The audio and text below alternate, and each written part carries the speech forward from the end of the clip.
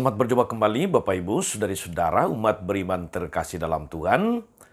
Selamat memasuki awal pekan dengan gembira penuh syukur pada hari Senin tanggal 26 September 2022. Saya, Romagus C. Cesar, mengajak saudari-saudara merenungkan kutipan Injil Lukas hari ini, bab 9 ayat 46 sampai 50. Kita mendengarkan sabda Tuhan terlebih dahulu. Dalam nama Bapa dan Putra dan Roh Kudus. Amin. Sekali peristiwa, timbullah pertengkaran di antara murid-murid Yesus tentang siapakah yang terbesar di antara mereka. Tetapi Yesus mengetahui pikiran mereka. Karena itu ia mengambil seorang anak kecil dan menempatkannya di sampingnya dan berkata kepada mereka, "Barang siapa menyambut anak ini dalam namaku, ia menyambut aku. Dan barang siapa menyambut aku, ia menyambut dia yang mengutus aku. Karena yang terkecil di antara kamu sekalian, dialah yang terbesar." Yohanes berkata, "Guru, kami lihat seorang mengusir setan demi namamu, lalu kami cegah orang itu karena ia bukan pengikut kita." Yesus berkata kepadanya, "Jangan kamu cegah, sebab barang siapa tidak melawan kamu, ia ada di pihak kamu." Demikianlah sabda Tuhan. Bapak Ibu saudari-saudara, umat beriman terkasih dalam Tuhan, secara garis besar, kutipan Injil hari ini bicara tentang dialog antara para murid dengan Yesus. Pertama tentang siapa yang terbesar di antara mereka, dan yang kedua, apa yang dilakukan atau sikap para murid ketika melihat ada orang lain mengusir setan demi nama Tuhan dan mereka mencegahnya. Kita mendengar Yesus kemudian melarang mereka untuk mencegah orang berbuat baik dalam nama Yesus. Saudari-saudara, umat beriman terkasih dalam Tuhan, apa yang bisa kita renungkan berangkat dari kutipan firman ini? Rasa saya saudari-saudara bahwa murid Yesus atau pengikut Yesus itu bukanlah orang-orang yang katakanlah duduk di belakang meja, lalu mengamat-amati orang lain, mengevaluasi orang lain, apalagi menghakimi orang lain. Murid Kristus, pengikut Yesus, orang Katolik atau orang Kristiani itu, dia ikut terlibat di dalam melayani sesama dengan rendah hati lebih-lebih. Pelayanan kepada orang-orang kecil, orang-orang tersingkir, orang-orang lemah, miskin, dan terlantar. Dia melayani dengan penuh kerendahan hati, dengan penuh ketulusan. Ia terbuka juga terhadap karya Roh Kudus dalam diri orang lain, dalam diri kelompok lain, dalam diri bahkan agama lain. Ia tidak gegabah, tidak mudah untuk menghakimi atau apalagi menganggap orang lain sebagai saingan di dalam berbuat baik, di dalam melayani orang-orang kecil. Melainkan seorang pengikut Kristus yang baik itu terbuka untuk hal-hal baik yang bisa muncul dari dalam diri orang lain, kelompok lain, agama lain, dan sebagainya. Yang paling penting itu adalah apa buah yang muncul, apa buah yang dihasilkan oleh orang lain, oleh kelompok atau agama lain itu.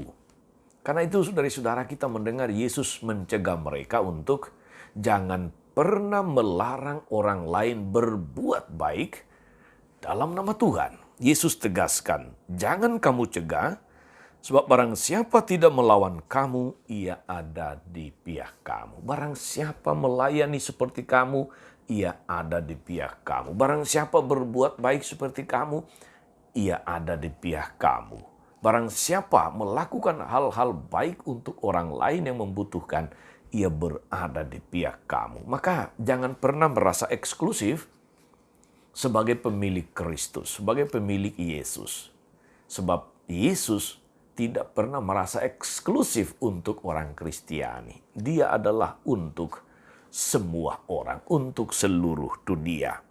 Saudari-saudara, umat beriman yang terkasih dalam Tuhan, sebagai pengikut Kristus kita mesti terbuka, siap menerima kenyataan bahwa Allah berkarya juga dalam dan melalui orang lain, dalam dan melalui kelompok lain, dalam dan melalui agama-agama lain.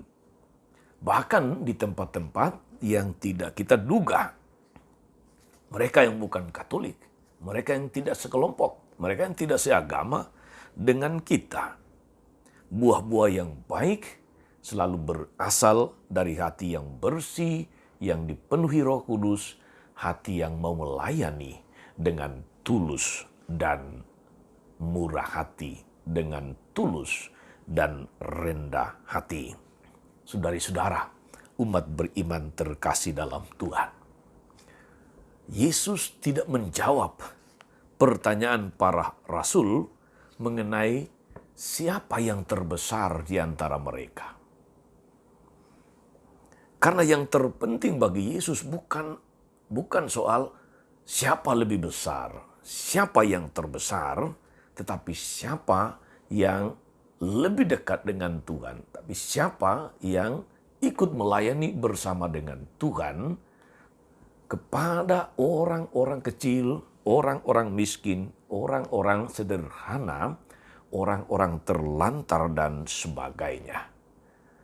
Maka kalau mau disimpulkan sebetulnya kebesaran seorang Kristiani itu terletak di dalam kesiapsediaannya, keterbukaannya untuk ambil bagian dalam pelayanan seperti Yesus yang senantiasa melayani orang-orang kecil. Jadi menjadi besar bukan soal status, bukan soal jabatan, tetapi soal pelayanan. Saudari-saudara, umat beriman terkasih dalam Tuhan, kita harus menyambut Yesus dalam diri orang-orang kecil dan memiliki hati yang terbuka seperti anak kecil. Hanya orang-orang yang demikian yang pantas dipeluk oleh Yesus. Selamat melayani dengan tulus dan murah hati. Tuhan Yesus memberkati. Maria Bunda selalu menolong, setia mendoakan kita semua. Amin. Tuhan Yesus Kristus, kami bersyukur atas hati-Mu yang penuh belas kasih kepada semua orang, teristimewa kepada orang-orang kecil, orang miskin, orang-orang terlantar, orang-orang lemah dalam hidup ini. Sertai kami dengan kuasa Roh Kudus-Mu, agar kami boleh dengan tulus ikut melayani penuh kerendahan hati dan tidak mencari status, mencari nama, prestise dalam pelayanan-pelayanan kami. Semoga dengan mengikuti sikap dan cara-Mu melayani orang-orang kecil, kami semakin layak dan pantas di hadapan-Mu. Terpujilah nama-Mu Tuhan sepanjang segala masa. Amin. Saudari-saudara terkasih, berkat Allah turun atas saudari-saudara. Atas mereka yang kita doa, karena tahu kita janjikan doa, mereka yang sakit dan menderita, mereka yang tulus melayani orang kecil, lemah, miskin, dan terlantar. Segala rencana, karya, dan pelayanan hari ini, Bapa dan Putra dan Roh Kudus. Amin. Tetap sehat, tetap melayani, tetaplah menjadi berkat. Jangan lupa like, subscribe, nyalakan lonceng notifikasinya. Salam 52, Tuhan memberkati.